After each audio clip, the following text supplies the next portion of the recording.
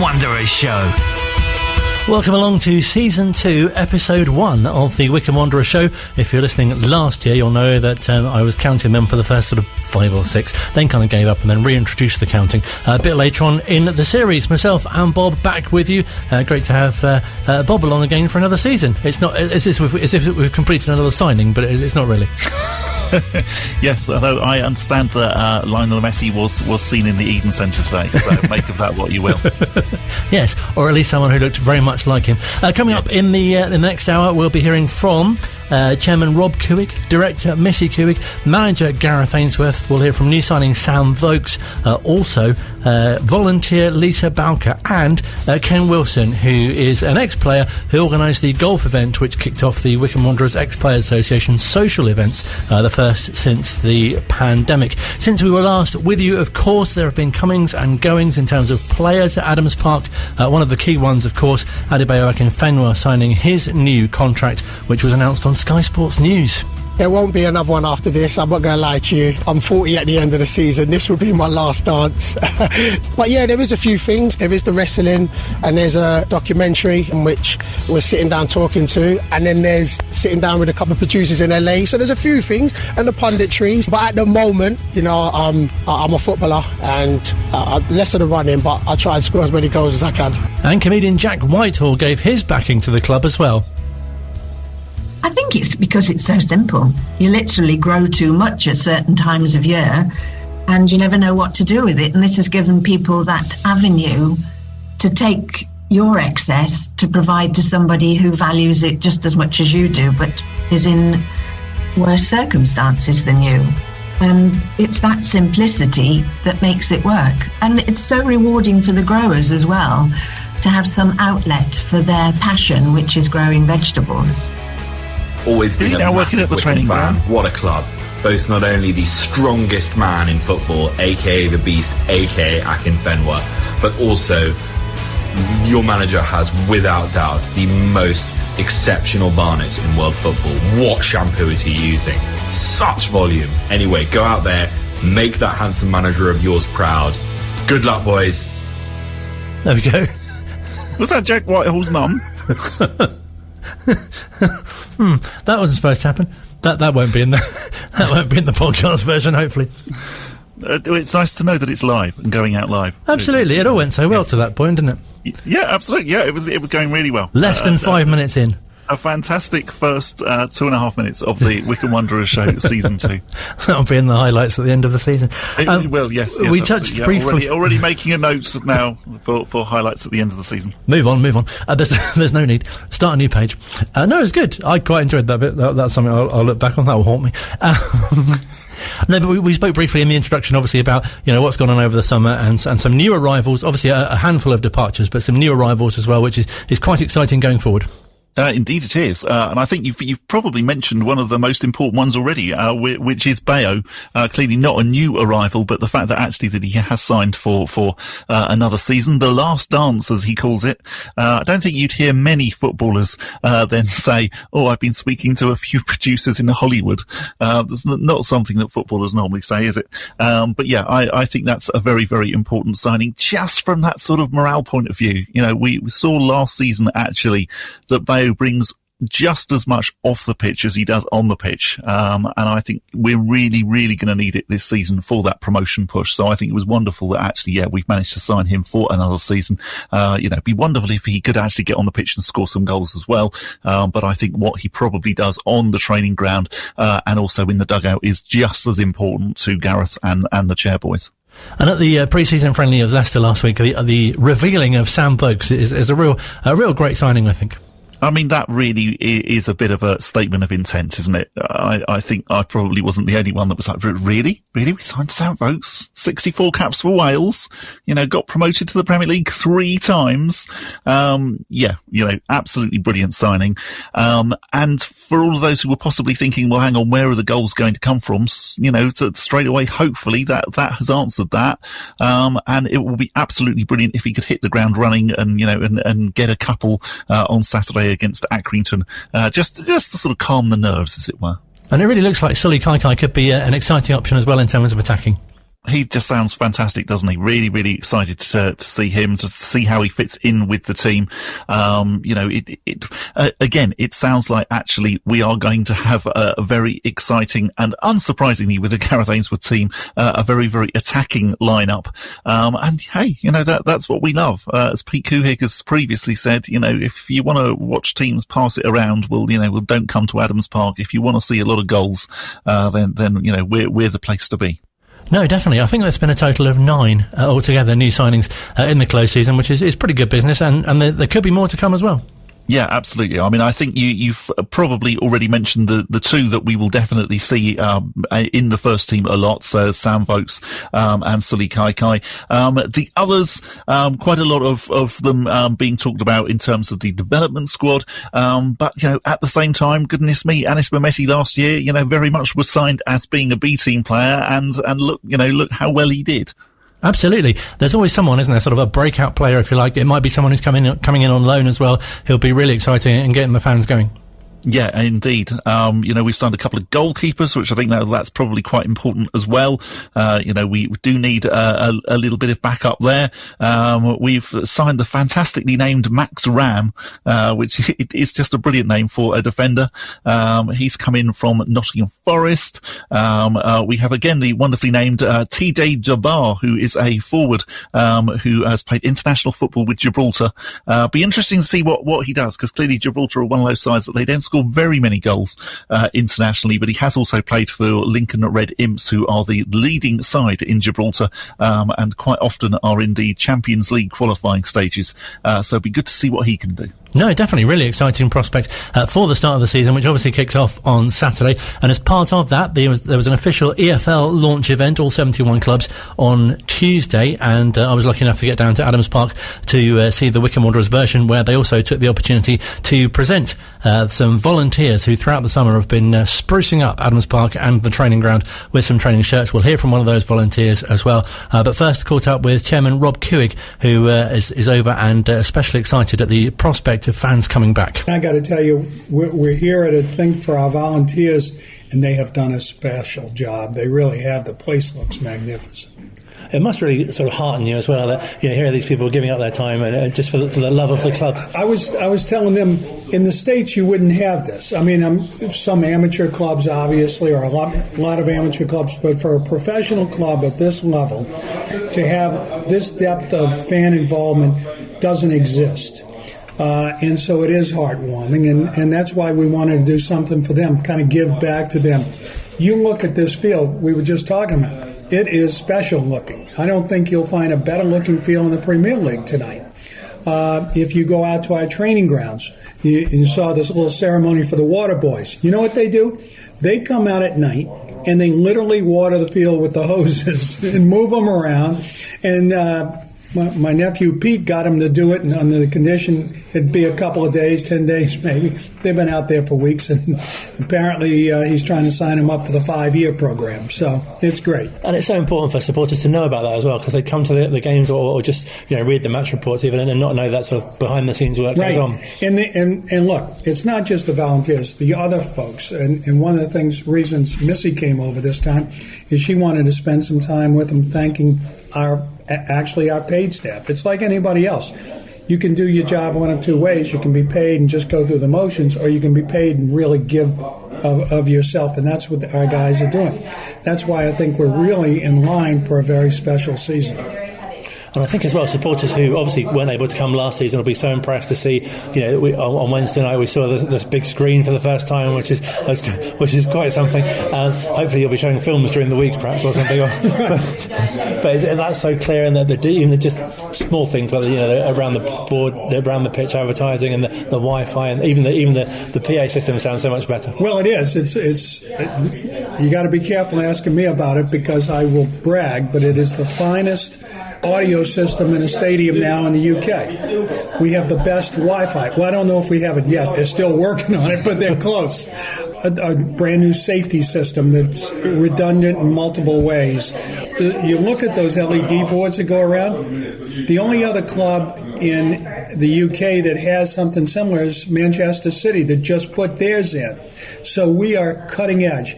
My goal is to have us be the most technologically advanced stadium in the UK. That's fantastic for fans to hear that as well, to know you've got what that I want. ambition. Yeah, you got to have a goal, and that's ours. And on the pitch, we're going to get back to the championship. And when it's all over, it's funny.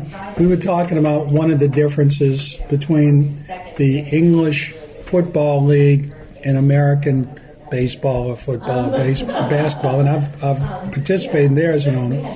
There, if you have a club and you're an owner, it's all about you as the owner. You know, you look at me, I own this, the New Orleans Zephyrs. But here, you quickly recognize you're a caretaker. Your only job is to make sure that you deliver this club when you leave in a better condition than you found it. And when you know that, it makes life easy. And something that comes across so well as well is the fact that you're looking to enhance the match day experience for the supporter. I love events. Remember, I'm not a huge soccer fan to begin with. I have learned to be. I now know all the positions. I had to go through the discussion last night. I said, I've been through all this, and we keep talking about a number 10. He should be up here. And they said, no, he plays back here. But I read Inventing the Pyramid. And so when you go through all of that, the number 10 used to be where I said he was. Now we've moved it back. But, yeah, it's fun. And I love the event, though. I love the fireworks. I love the bands. I love the families coming out with their kids and having a good time. To me, that's what my job's all about, putting on an event that you will remember 5 years from now, and hopefully you'll remember the score because we win. But regardless of the score, you'll remember that great time we all had when we went out to Adams Park. And there does seem to be there's something special about this club, and I'm sure other clubs say it as well, but a real sense of community, and that's what you get, what fans have missed from coming to a match day. Yeah, and you know, sitting next to your buddy who you've gone to a game with for 10 years, and you tell the same corny jokes, and you buy this, you know, you who's driving, who's not, all that, complain about the drive-in. You know, Couhig said that the drive-in would be easier. It's not. You know, there's a lot of things you can do that are fun. I guess logistically it must be such a challenge for you. As you say, there's things to overcome. For example, that I know that the parking's been an issue, and that's been changed, and people's food sort of requirements, if you like, as well. Right. Well, you know, I grew up in an environment where if you got a cold burger, you were pretty happy, and now you have Will with his fantastic food selections. Our fetch system is going to knock people out because can you imagine not standing in a queue just to order a burger? You know, you'll be able to order in advance. You go down, you pick up your bag, and off you go. What are you going to do with the other 12 minutes of the halftime? I'll tell you what you're going to do. You're going to watch the event we're putting on at halftime. No, it really does sound a fantastic experience and great that, as you say, you've introduced it to be cashless, which people don't like change initially, but I'm sure it'll soon come a time where... It's funny, we had, because I think you all know this now, I listen to the fans, I don't mind talking to them. We had a lady who said, I don't want to use a cashless system. I said, let me ask you a question. Do you have a credit card in your wallet? Yes. Do you use it? Yes. Okay, how about you use it here? It's pretty simple. We went down on High Street the other day, having gotten a couple of complaints, and I was struck by how few people will accept cash on High Street. You know, even the vendors. So it is the way of the world. I think that's what fans really appreciate as well, that you kind of get the club, if you like, and can interact with supporters and kind of achieve what they're looking for, really. Well, that's how I have a good time. It really is. It's what it's about for me. I'm at a point in my life where I want to do things that are fun, that are important to others, and that we can look around and say, hey, we made a little difference. And it really feels as well great that the fans are coming back after just the whole last season, also for the players to be able to experience the crowd, but also obviously financial state of the club as well. I'm happy for the players, I'm happy for the managers, I'm happy for the fans. The fans are coming back. I'm happy for Rob too, because I love having the fans here. But economically, it's tough to do it if you don't have income. I don't know of any business that survives long-term without its principal source of income. So what's your overall feeling about the coming season? Obviously, I guess it's one of excitement of getting back in the Championship. Yeah, we are going to go back. That's the goal. That's what everything is predicated upon. It's interesting, perhaps, for your listeners, but when Gareth and I sat down at the end of last season And look, I was disappointed by the Derby thing. I am convinced that we were not treated fairly, but that is what it is. It's sort of like that.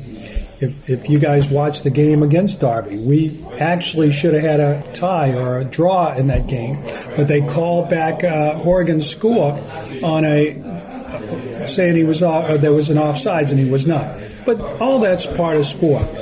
Derby will ultimately be found guilty of various things that would have allowed us to stay up. But that's in the past. So when we sat down with Gareth, I made this commitment to him. We may not be in the championship, but we're going to be a championship club. Everything we do out here in this venue is going to be at a championship level.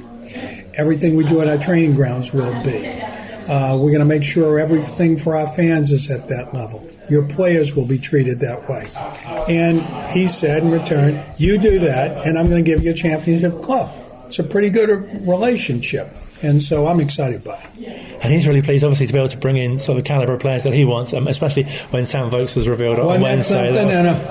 I'll tell you a funny story. We're walking over here, and I'm excited by it.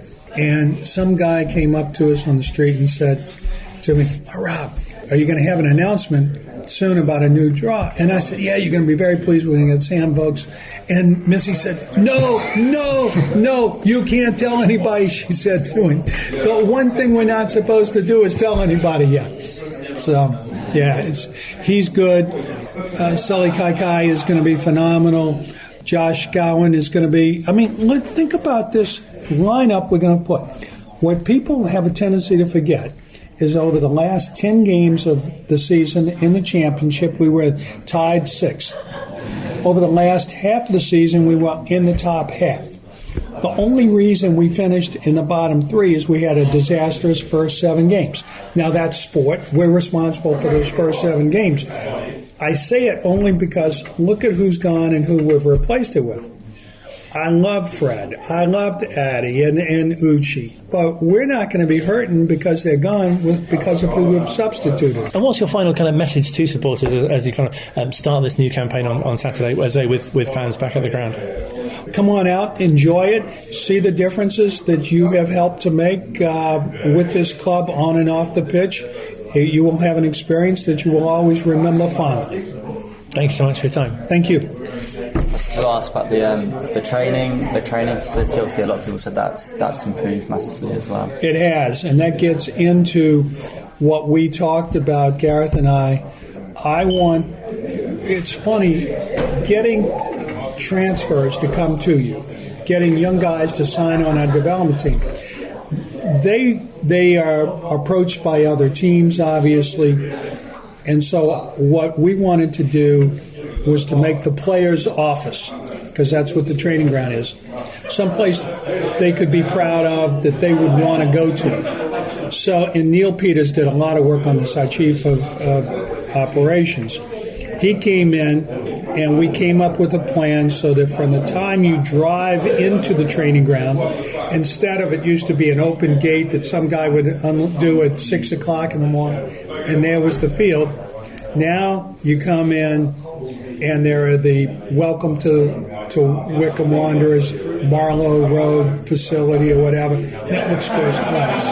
You get down, you got to have your bob to get in, or you can't get in because of the thing. We actually have a parking lot for the players and staff and visitors.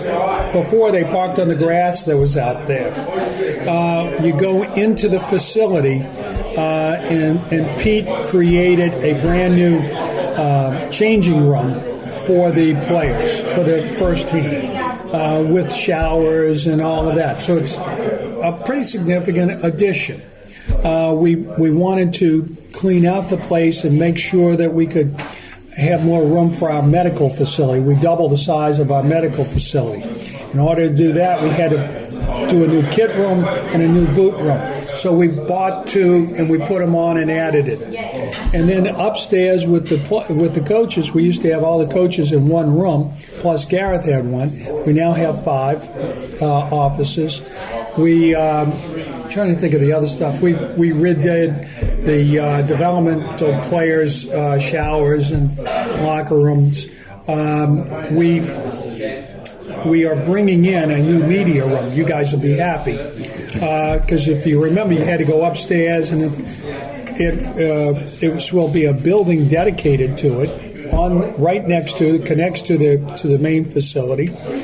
So you'll be able to sit there and do the interviews, and you'll be able to see the players off in the distance. We'll be able to bring them to you easier. So yeah, it's a first-class facility, and we know that because one of the guys that we signed told us that one of the reasons he signed was when he drove up there, he said, "I never expected this at Wycombe. It's so much better than I thought." So it worked. Yeah, it did. The last thing I was going to ask, the first time I came here as a media, I spoke to Matt, and it was all with the 5-year plan. It's that obviously time's come now. Is there another 5-year plan, or is it season by season? I'm not a 5-year plan guy. I'm 72 years old. A 5-year plan may not involve me, but no.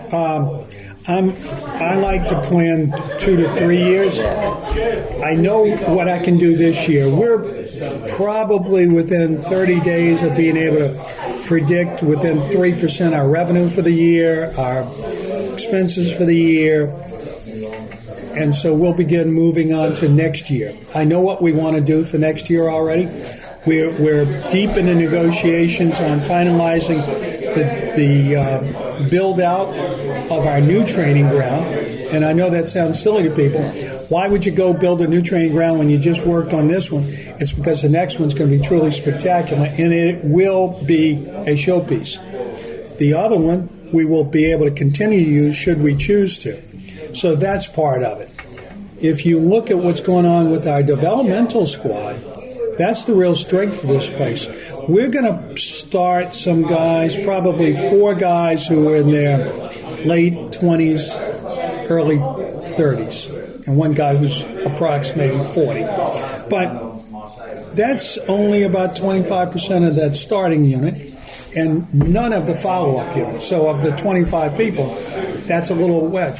What we have is a lot of young guys coming up. And there's a kid from High Wycombe on this club who is going to contend for playing time. So in my 2-year, 3-year plan, those fellows will have a great role. We will be self-sustaining financially, and we'll be competing in the championship. After that, Pete and I have talked about whether you go for it or not. Knowing us, we probably will. It's fantastic to hear Rob speaking, isn't it, so passionately about his plans for fans. Yeah, really, really good. We are in very, very safe hands. I've noticed on social media since the Leicester game that there have been a few fans, and only a few fans, to be fair, have been complaining about the price of burgers. And it very much occurs to me, if all we've got to complain about at the moment is the price of burgers, then can't be doing too much wrong. Exactly that. And I'd slightly say it flippantly, but actually I mean it quite seriously. That goodness me, we're so lucky with the owners that we've got, because if that's the only thing that we've got to moan about at the moment, then yeah, we're definitely we're on the right track. Unless there's a player called Burger and we've paid an over exorbitant price for him. That's you never know. I wondered if that was what was going on in the background that we could hear. That sort of like some negotiations to bring Burger to Adams Park. We'll hear from Missy Couhig in a couple of moments' time, but Luke joins us for some poll news. I have poll news. We are once again running the very famous of last season. Where do you think Wycombe Wanderers will end at the end of this season? Let's not talk about last season's, but your options are promotion playoffs, 7th to 14th place, 15th to 20th place, or the relegation zone. I'll be taking both your thoughts later on, but at the moment, promotion playoffs are winning by 76% of the vote. You have 18 minutes left to have your say. Fantastic. On those political programmes where someone comes on and does the stats. Yeah, I'm Jeremy Vine on a green screen, basically. More from our fan launch at Adams Park on Tuesday, and fantastic to get the opportunity to speak to Missy Couhig, who's over for the first time. You may know her as a director of the club as well, of course, and been instrumental in bringing in some merchandising. Can be often found in the shop, especially on Saturday, and got a great opportunity to speak with her as well about, what's to come. So looking forward to it. I think it'll be an absolute celebration on Saturday. And a real great chance for them to see, having been away for so long, the improvements that have been made to the ground. So many different things. is the pitch is amazing looking, just number one. But then I think one of our favorite new items is the new scoreboard that is just huge. I can even read it without my glasses, so a plus there.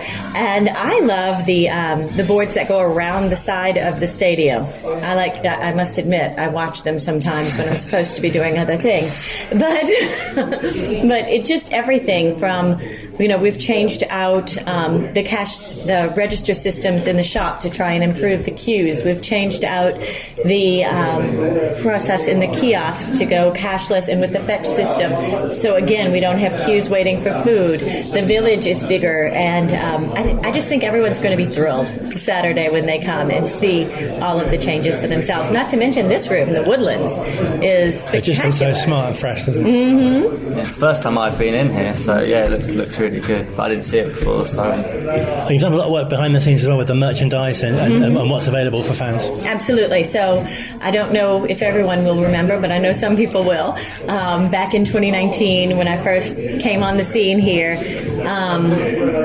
I had a lot of people telling me a lot of things that they wanted to see in the shop, and I was absolutely asking for everyone's feedback. I didn't know what fans would want to purchase, and so people gave me their wish list, and it was things like beach towels and baby bibs and dishes and dog leads, and every one of those is in the shop today. Of course, I have since gotten more lists from people, so but there's always tomorrow, so we can always improve. So what sort of feedback have you had from supporters about what's available for them to get? Oh, I think they're very thrilled. I think they're very happy. I've been in the shop yesterday and today, running the register, helping people with things, getting feedback, and so far we're a hit. So I know there will always be new things that people hope you can get this as well or that as well. And the beautiful thing about it is we can keep changing out the merchandise and keep it rotating so that we are always bringing something fresh and something new. And the new away kits have been especially popular, the gold. Absolutely. And also the goalkeeper strips as well, the Mardi Gras theme continued. And the pink goalkeepers kits as well have been flying off the shelves, which I wouldn't have seen that one coming. But it's very popular. The black and gold training top, I believe, has been our most popular item this week. So with the map. With the map. Mm-hmm. Sort of keeping with the location, place and everything for fans. Right.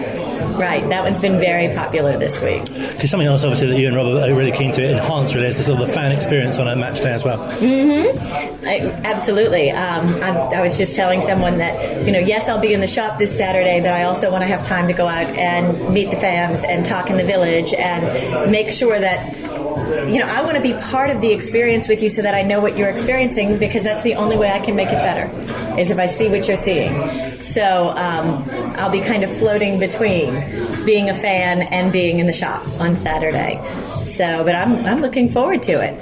Now, I must admit, not a beer drinker, so I won't be having a pint in the village. I know everyone's excited about the rebellion. I won't be having it, but we do have wine now, so I'll be okay. And it's a real part of the atmosphere, isn't it? You're coming up to the ground, you can smell the burgers, you're meeting with your friends. As you say, you go to the village, there's live music, there's beer, and it really is kind of part of the match day experience. Mm-hmm. Yeah, I had so much fun back in 2019 being part of that out at the village every time that we were here.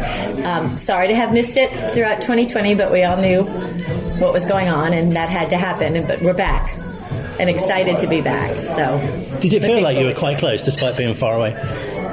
Well, we were involved every day. So while we were not physically here, thanks to the magic of Zoom, we were here literally every day throughout the entire year and throughout the entire lockdown, meeting with different people, whether it was, it's not a one-day event to get a new scoreboard up or a new pitch done, and we have lots of great help here, and of course Pete was amazing being here throughout. But every day we were either on the phone or on email for different items, trying to make sure everything ran smoothly. At the time we had very little web presence when we came on in 2019. Now, as everyone knows, I believe we have a full web shop. And so we actually physically had the merchandise moved from the shop here into a fulfillment center there so that things could be shipped out every day so people weren't waiting when they wanted a new football kit or wanted a coffee mug or whatever the item was. So coming back here now, obviously after the year sort of working but not being here, does it sort of bring it all to you? The last year's hard work? It does. It's been great to see. It has. A lot of the things that I had ideas for and ordered, I've not seen physically until walking in this week. So it's been a lot of fun playing with all the new stuff. Yeah. And is there anything new we can look forward to in the coming season? Oh, I'm sure there will be, but you'll have to wait and see. And just finally, what will be your message to supporters as the new season gets underway? I hope you enjoy it as much as I plan to, because, I don't know how to word it exactly, but the family atmosphere that we have found here at Adams Park is so warm and so welcoming, and we are just thrilled to be part of it, and we're thrilled to welcome you back into your own home and into your own family. So we're looking forward to Saturday. It's a real great opportunity to chat to Missy, and also to hear that beach towels and dog leads are so popular. Yes, I'm sure that, Colin, you will be going and buying your Wycombe Wanderers dog lead. I really won't. Knowing what a big dog fan you are. Colin doesn't like dogs. No, especially the big ones. But no, I'm sure if you're a dog lover, then Wycombe Wanderers dog lead is just what your pet would need. I shall be buying 4 on Saturday, as we have 4 dogs here. That's really... Can you get... Because anyone else would ask what you wanted with 4 dog leads. Can you get, is there like a home dog lead and an away dog lead and like the goalkeeper dog leads? Oh, I should think so. Can you imagine the bright pink one or the Mardi Gras dog lead? Because each of our dogs, they would like to have their own dog lead. They just don't want general. If you've just tuned in, welcome to the Wycombe Wanderers dog section. It's a new feature for the new season of the show. Yes, first and last, hopefully. Still to come, we'll hear from Wycombe Wanderers manager Gareth Ainsworth and new signing Sam Vokes. We'll chat to volunteer Lisa Bowker as well. And a quick reminder that on the podcast version of this show, you'll be able to hear extended interviews with our guests this evening. What about a dog lead training kit? Online, on Radio Player, and on 106.6 FM. This is Wycombe Sound. Second part of Season 2, Episode 1 of the Wycombe Wanderers Show. How do you feel it's going so far? I think it's going fantastically well. Thanks very much. The spontaneous... It's made me laugh a lot, and it's been very informative as well. I think the unplanned bits. Some things have happened in this programme which I never imagined would. Which, in a way, is a good thing. Indeed, that's why we wanted to come back and do Season 2. Absolutely. We thought, what can we do differently to last season? And we couldn't think of anything, so we just chucked in some different stuff anyway. Indeed. We enjoyed the planned bits, but in a sort of like Badil and Skinner unplanned, ask your parents if you're a bit young.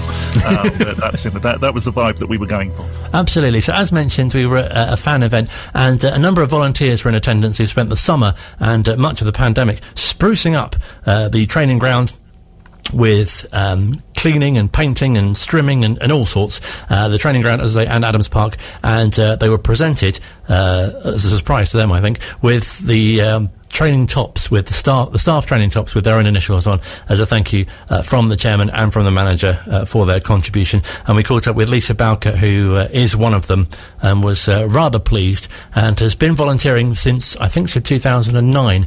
Here's how she got involved. They did a weekend sort of like clear up before the season starts. So come down, back then we didn't have strimmers, so we were scything the banks with scythes and shears, so you can imagine the whole structure all the way round. And then Alan, and there was another guy called Graham, they were down here during the week painting the blue railings. I said, oh, can I come down and help? Here I am, 8 years later, I'm still here. And it's a real sense of community, isn't it, with yourself and the other volunteers as well? Yeah, and we've got such a real special group, and some of them are not here either. Little Johnny Bartlett, he's not here today. And then we've got Emily Isaacs, who only comes when she's not working, brother who volunteers in the office, and others that come when they can. And so we've got such a real special...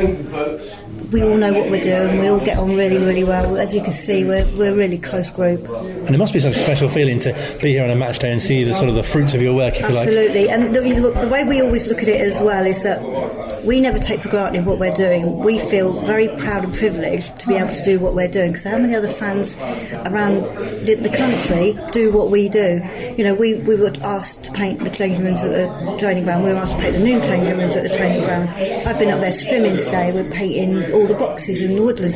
How many other fans can say they've done that for their football club? And that's what makes it special, because we're obviously highly thought of, that they think we're good enough. Because I guess people would say, you should be paid for doing this, but it's obviously that you kind of love doing it so much. Absolutely love doing it, and it's about, when, like with Gareth today and Rob and Missy and Matt and everything they've done, we didn't know this was happening. We knew about these, but we didn't quite know what was going to be happening, and it's just nice to be appreciated, and the hours that you put in, and because we have done some long hours.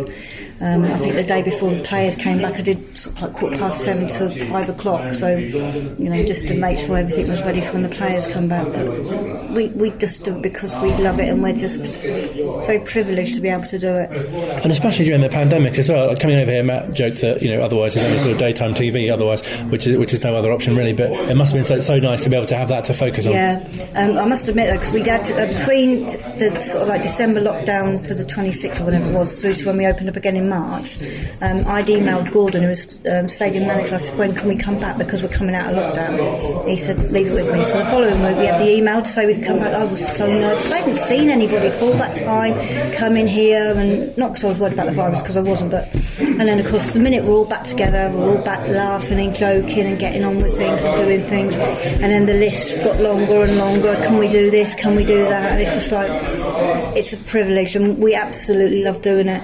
And when you do get to speak to the players or Gareth or Dobbo, they're just so lovely with us, and they're just really nice. I'm streaming and they're driving out and they're waving and tooting as they're driving out, and they're just brilliant. I think that's what's really nice as well, when they know your name, or when they as you say, sort of take the time to kind of really appreciate what you're doing, and especially today you have the chairman and the manager here to really acknowledge that's the work. Really special, because as I said, we weren't expecting it. We've all sort of like huddled down there. What's going on? What are they doing? But so I'm streaming up the training ground, so I've sat in the car sort of like washing all the muck and mud and grass out my hair and trying to get all the muck from around my neck, because you get so filthy.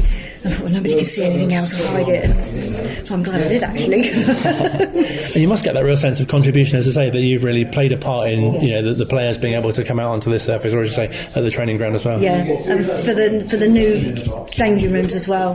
When some of the boys have been in there a lot while we were doing it, so you got the likes of Gareth McCleary and Alex Samuel and Jason McCarthy and Joe Jacobs in and out all the time, Dominic Gate.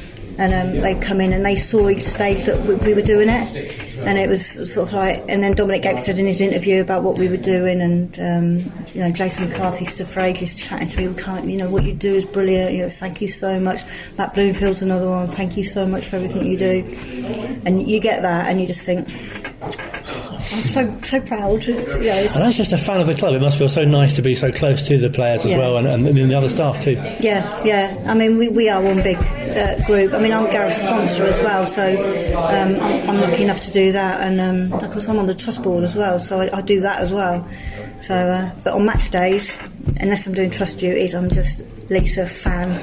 And scream and shout at the referee like everybody else. That must be nice to be at those different levels as well, to have a sort of a say, if you like, and a contribution in sort of practically as well. That's what the trust board's about. I mean, we're still 25% owners. We still sort of like can influence certain things, and that's what we're aiming to do, because we're still part owners of the club, and that's where we're sort of like pushing for people to join us and come and be a part of it. So I'll plug for the trust there, but no, definitely. But no, it's the whole thing about this club is so different to any other club, I would say, in the country. And I've spoken to quite a lot of fans, and we are different, and that's something special. And to be a part of that, especially during the last 18 months, which has been tough for everybody. Some have got through easier than others, some haven't, but to know that we've got this to come back to, that you've got football to come back to, and it all starts again on Saturday with all those fans again, and we can go for the promotion again, and this time we can all party, we can all have that hangover the next morning and look forward to the championship again next season, because watch this space, it's going to happen. I was going to say, it must provide such a sense of optimism, and especially the changes that we've seen at the club, even just in the time that Gareth's been here. Oh, 100%. Yeah, I mean, you just have this sort of like faith in him. He's got this way of making you believe. I mean, he could say that wall was purple and you believe him, but he does have that way. And you see him training with the players and the way he is with them, and so listening to it, hanging on to his every word. He's a great coach. the thing I'm going to put on his plaque, because I sponsor him his plaque, and there's a quote that suits him. It says, a good manager can change a game, a great manager can change a life. And that's spot on with him. Fantastic. I remember a story not that long ago about where he was buying a lot of the nets himself and installing them himself, and now obviously the club's in such a much better financial position. Yeah. I mean, to be able to give us these training talks, which is really, really nice. So we've never had anything like that before. I'm sure you wear that with a great sense of pride. Oh yeah, I was just saying, I'm not going to wear it painting, no. No, you don't want that covered. And have you got sort of a prediction yourself for how you think that this season will go? 100% promoted, and not playoffs. Then we would go straight back up. Because last time we were in League One, it was right at the top for such a long period. I know, and we're going to go straight back up this time, and then nobody can argue, because everybody argued last season we didn't deserve to be there. Yes, we did. And we are middle top end towards the end of last season, middle top end Championship club. The way that the results were going, the way we were playing, the new system, everything about us. If we can carry on that now, the new signings that he's bringing in, I've no doubts whatsoever. Absolutely no doubts whatsoever. And can you see yourself volunteering for a long time to come? As long as I can do it, I will do it. Even probably when I'm on my wheelchair or whatever, I'll still be painting lines or whatever. But as long as I can do it, I'll do it. And if anyone else wants to get involved, I'm sure you'd welcome others to come along. Yeah, if they go onto the Trust website, it's all details are on there, and then they can go onto a database and say what their skills are, what they can offer. And then the little group we've got in the week, if we need extra help, then we can call on them. And so there's always plenty for people to do if they want to come along and help us, and not just on the maintenance side, office side, match day. So there's plenty of opportunities for volunteers to do all that. Great, Satchie. Thank you so much for your time. You're welcome. I was just going to ask, obviously the clubs must have changed so much in this last 8-9 years you said you've been here. Yes, when I first came here, my first game was 2009, so I haven't been a supporter for very long. And Steve Hayes was still the owner then, and then of course we went up, came down, went up, came back down again, and then the Trust took over 2012, wasn't it? And then sacked Gary Waddock, and they brought Gareth in that September. So the difference then to what Rob and Missy and Gareth have put into place now is, I remember the rails over there, we had to paint them with what paint we've got. The dugouts, the old ones, I had some drain paint and some gloss, and I had to mix it together just so I could tar up the dugouts because they were rusty and filthy. We couldn't even afford the paint. And the likes of me and Alan and other volunteers, we've paid for strimmer bits or for paintbrushes, or we've supplied that just so that we can get these jobs done. We don't have to do that anymore, thankfully, but no, we've made sure that we've supplied what we, because we just didn't have the cash to do it. Has that sort of been a bit of a whirlwind experience, then, that change, or has it been gradual? It's been gradual, obviously, because as Rob took over, COVID kicked in. Yeah. So it's sort of like, but over the last certainly the last 6 or 7 months since we've been back, we can see all the difference that's going on around, and the jobs that we've been asked to do, because they want to improve that. But if they get the volunteers to do that, they're saving money for us doing that, so they can put the money somewhere else. So if you've got the contractors in, that's not wasted money, but money that can be put to something else. So that's where I think we've been valued so much now, is that can you do that? Because we can save money there and put it in there, and that's the way it's been happening. And for us to be able to be a part of that, to have what we've got here now, that's just our legacy. This group of volunteers, that's our legacy. So whatever happens in the future, that's our legacy, and that is quite special actually when you think about it. Lisa Bowker, who's a volunteer and on the Trust board as well, and very good with the strimmer. Yes, and thank you to them for all that they do as well. They are very much appreciated as well, along with all of the people who work at Adams Park. We know that we are a small club, and that actually the volunteers do a huge amount to ensure that the club functions. Yes, 2 minutes to go till the poll closes. Vote now. Your vote may not count. You may still be charged afterwards. 2 minutes on the poll. You won't. You won't be charged at all, I don't think, unless you overuse your data or something. Anyway, also another thing that's happened in the last week or so, last Friday, was the Wycombe Wanderers Ex-Players Association Golf Day, which is something that has been able to go ahead after the pandemic. It's the first time that the ex-players have got together on one of their social occasions, and caught up with Ken Wilson, who is one of the ex-players, and organised the golf event. And by all accounts, it went rather well. We were hoping to have our regular sort of golf day where bigger numbers and going out, we're all mixing and shaking hands and all that sort of thing, and a big evening dinner and presentation. But when you got to think about it, we had to make it a lot safer. So it was a reduced golf day. We had social distancing, we're outside a lot. The weather was okay. We got soaked a couple of times. The weather was okay.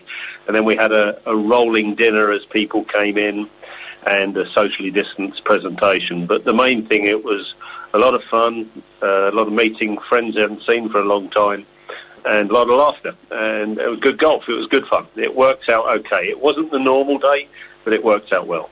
Because I imagine normally when you stage such an event, it's great to get everyone back together again, but this time especially, it must have been so good to see people, as you say, that you've not seen for such a long time. Yeah, exactly. I think that was part of the enjoyment. Everybody accepted that it was going to be a little bit different, especially when you looked at the weather beforehand. I was hardly sleeping the night before, thinking I was putting some of the older guys out in thunder and lightning, but it didn't happen. It was we got round, and I think everyone was really pleased to meet up with everyone else. Unfortunately, John Taylor was poorly on the day, and he couldn't make it, and he's a big part of the Ex-Players Association. But Alan Hutchison was there, and always supporting in a big way, as he does. So tell us some of the names that were in attendance that you're especially pleased to see and especially enjoyed the day. Yeah, sure. We had about 18 ex-players. Kim Casey was the defending champion, and he played alongside Glenn Creaser in the morning. Mike Brown, who's in his 80s, Terry Glynn, Dylan Evans, Anton Burkhavs, Paul Birdseye, Roger Fieldhouse, Bob Donaldson, Martin Priestley, Keith Searle, Les Merrick, Keith Samuels. So it was a whole range through the years. It's very difficult. We've had Gareth play in the past, and also current players, but it's very difficult with the important pre-season times and the matches, so they couldn't attend this year. Gareth's been very supportive in the past as well, but it was reduced but very good fun. And obviously the actual golf is a key part of the day, but we spoke to Kim not too long after he won his title last time, and he was saying, he hasn't had such a laugh in such a long time, and the camaraderie must be such a key part of it as well. Oh, I'm absolutely, really pleased with Kim. Very good of him. He comes down from the Midlands. He had to leave fairly sharpish for his drive back, but it was a big effort, and we always have a tradition that the champion tees off first, so we got some good pictures of that. And Kim was a great sport. Really good. Great to see him.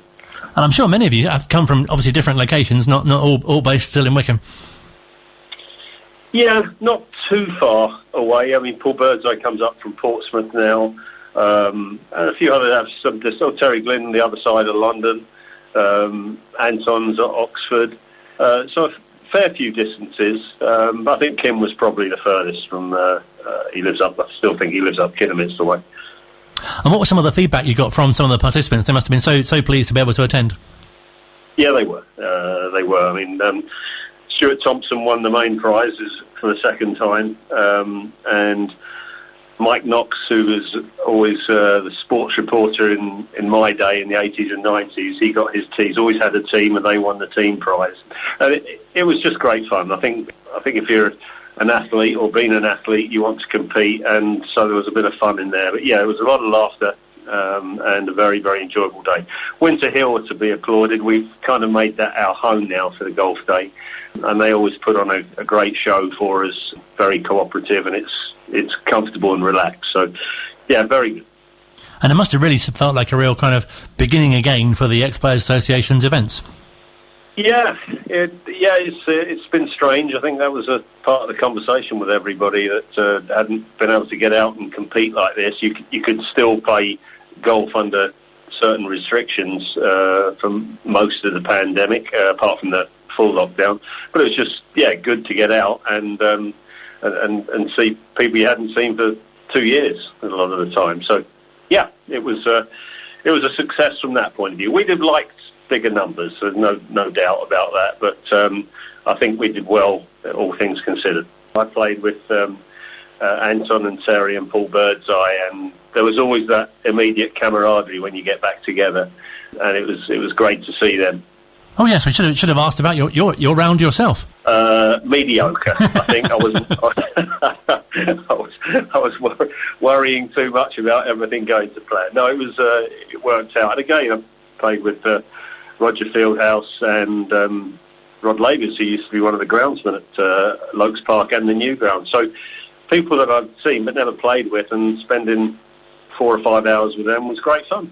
And hearing their stories as well. It's a great day. I hope we can get back to full operation next year. And as you say, overall, you must have been so pleased to be able to put it on, and then it was a success. Yeah, as I said earlier, I was a bit spooked by the weather forecast the previous night. Local golf courses had called players off in the previous week with thunder and lightning, so I was concerned about that. But no, it was a relief and enjoyment. I think that was how I'd describe it. But we're back up and running. The ex-players up and running, and Alan and John have built a great organisation, so we can get cracking and aim at the dinner now, I guess. And fantastic that the fans and obviously ex-players get the opportunity to get down to Adams Park to see the team in action again this season. Yeah, that was the part of the craziness in the conversation, that in the championship season, and the team and Gareth and Dobbo have done so well, hardly any of us got a chance to see them, which was a sort of disappointment spread across most of the players as well. We'd love to have seen them and support them, but hopefully we can get back there and do that a lot more this coming season. Online, on Radio Player, and on 106.6 FM. This is Wycombe Sound. Final part of Season 2, Episode 1 of the Wycombe Wanderers Show. Great to be back with you. Might have mentioned that already. Colin and Bob with you, previewing Accrington Stanley on Saturday. Still to come, we'll hear from manager Gareth Ainsworth. But first, we might have mentioned that we were at the pre-season friendly on Wednesday. Drive time came from there from 4. We did a sort of Wycombe Wanderers Show abridged between 7 and 7:30. And then after the game, we spoke at length between ourselves whilst we waited for Gareth to come and chat to us, but also new signing Sam Vokes, who was revealed to the crowd, and you felt it just before kick-off, when you really felt quite a lift, because a lot of people, I don't think, actually knew it was going to happen, and we were fortunate enough to speak to him after the game as well, and he was very pleased to be unveiled, if that's the right word as well. Yeah, hopefully. I felt it was brilliant. It was great to be part of. I can't wait to get going now. Watching the boys tonight is a great performance, and like I say, can't wait to get going. Because the manager was asked on the pitch after the game how excited he was to report you here, and he said just as excited as you are to be here, which really shows, both from the club's point of view, but also from your, wanting to be here as well. Oh no, of course, yeah, desperate to get going now. First I had a conversation with the gaffer a couple of weeks ago, and since I had that conversation, couldn't wait to get started. And it ended up dragging out a little bit, but I'm so happy to be here now. Can't wait for the start of the season now, and looking forward to it. And the crowd were brilliant here tonight, and like I say, the performance the boys put on showed our intent, I think, this year, and what we're capable of. That must be something that really impressed you the most, the way they restricted Leicester, and the way that creating so many chances going forward and defensively as well. Yeah, of course, and it's always hard to tell in pre-season games, because you never know what you come up against or what you do, but they put a strong team out tonight, Leicester, and I think we showed, like I said, our intent and what we are capable of going forward this year, and what we want to achieve. And it must be really exciting for you as well to sort of take on the challenge of some of the team. We mentioned in August there's 7 games, and they come thick and fast, and the likes of Sunderland and Ipswich, and obviously kicking off against Accrington as well. Yeah, obviously, and it's a strong league. It's a great league, and starts next Saturday, and the games do come thick and fast, like you say, and the challenges come up really quickly, and I think coming into the squad, I've been in for a couple of days now, and the boys look ready and excited to go. And I think that proved it tonight in front of our fans as well. And hopefully they get to see the quality we've got and what we can do this year. That's especially exciting, isn't it, about pre-season, is that you get, the new signings coming and you think this is a real kind of beginning of something. Yeah, of course, and I feel that myself. Obviously, some other lads that have joined as well, but the experience the boys got last year in that year in the Championship. Obviously, I saw them when we played a couple of times when I was at Stoke, and you can see that belief and that true closeness they have as a squad, and that really reflects in the performances, I think. I was going to say, what was it like playing against Wycombe, and what were your kind of impressions?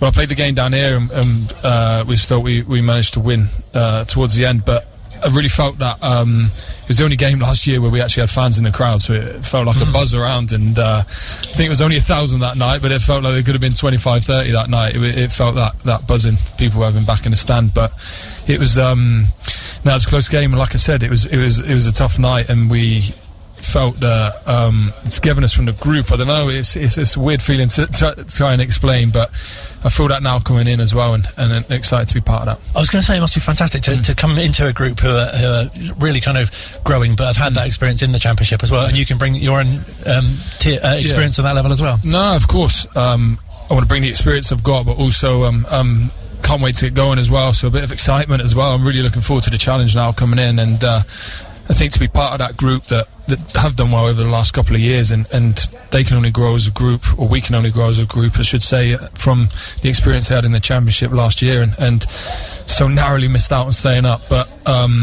hopefully we can take that into this year.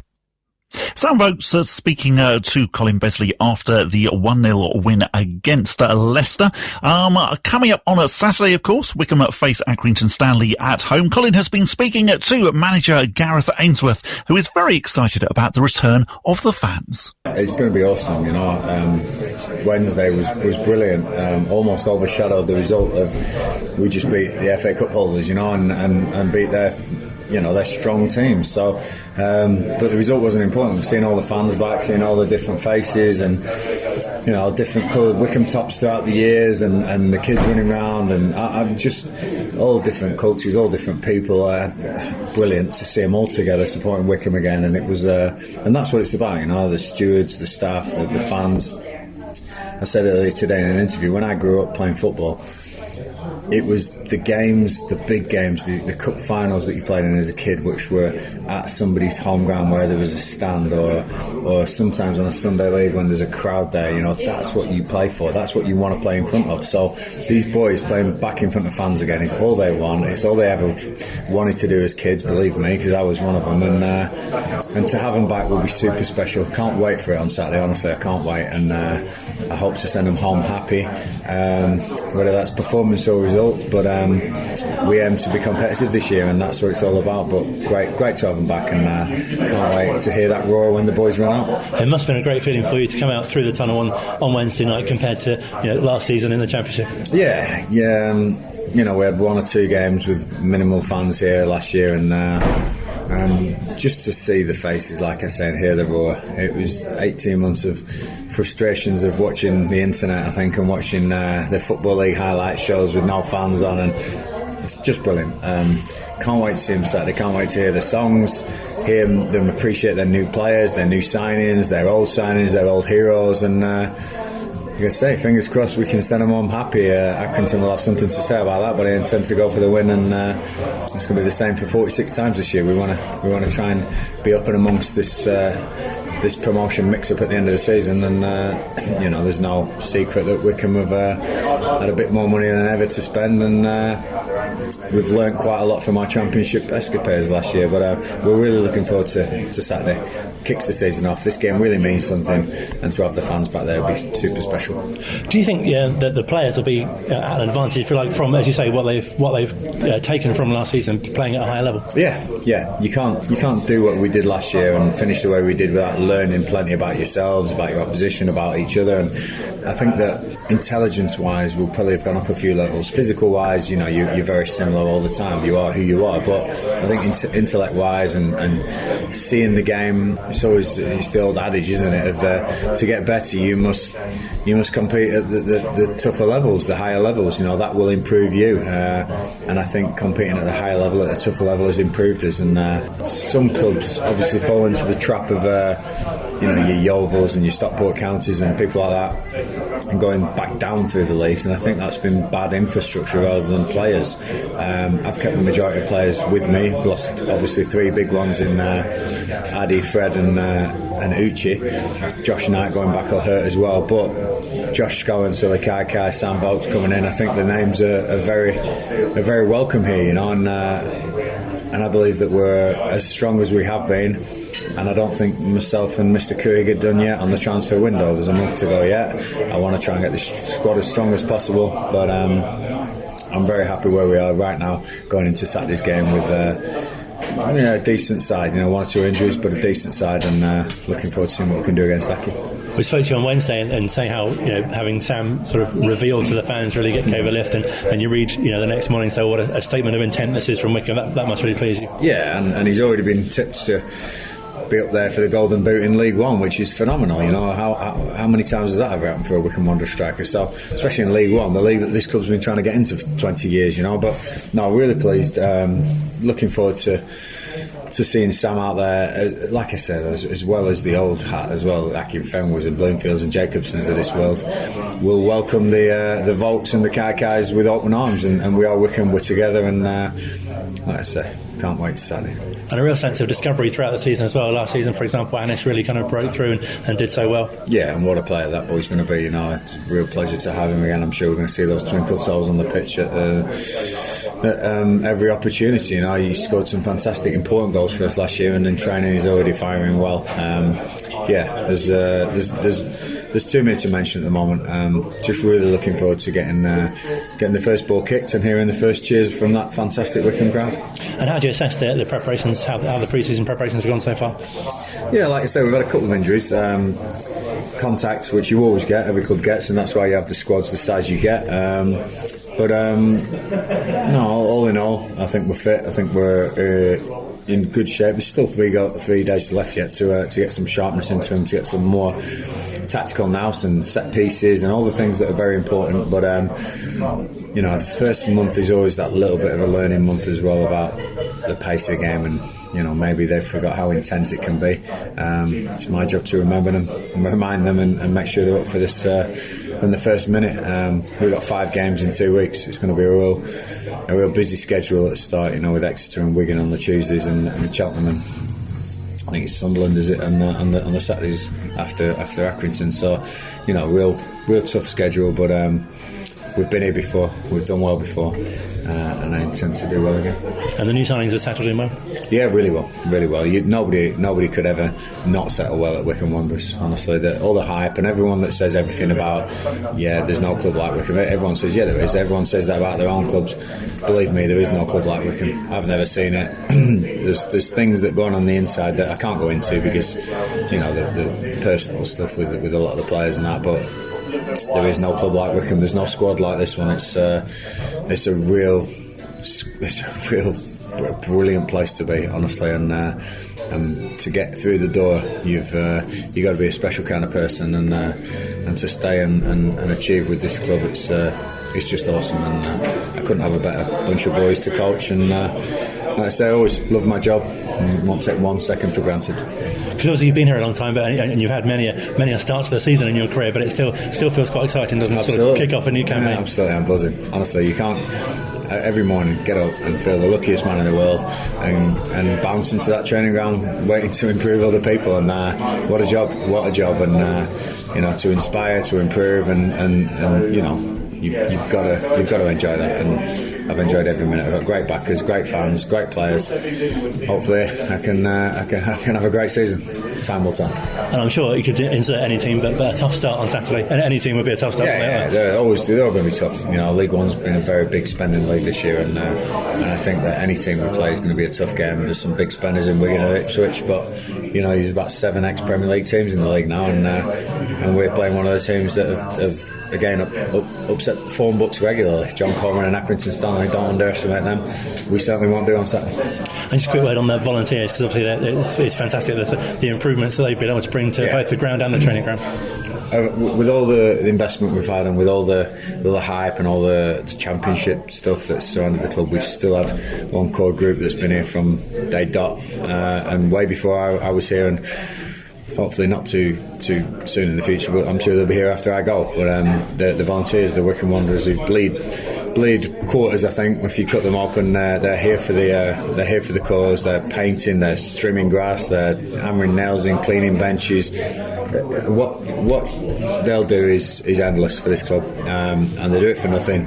They do it for the love of the club, and we're having a little celebration today, which is Tuesday before the Saturday, just to say thank you to all those people, because they have been phenomenal for this club over the years. And like I said, thank you to all the volunteers, thank you to all the fans, and hopefully we'll be saying a big thank you at the end of the season, saying what a great year it was. But we're about to start it, and a long way to go. So hopefully we can put a smile on everyone's face. Thank you so much for your time. All the best. Cheers. Thank you.